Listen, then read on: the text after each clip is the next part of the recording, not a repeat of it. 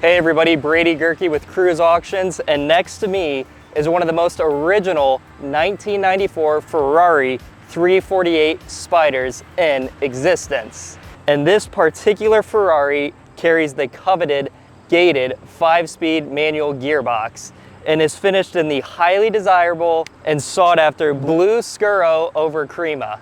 And most importantly, being one of the most original 348s in existence, it shows a mere 598 miles from new, which is really unheard of in today's market.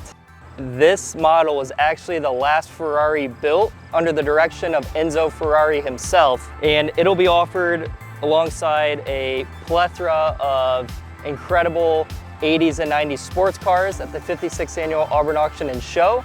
So be sure to visit us at cruiseauctions.com, get registered to bid, make plans to be here in person, and we look forward to seeing you right here in the collector car capital of the world, Auburn, Indiana.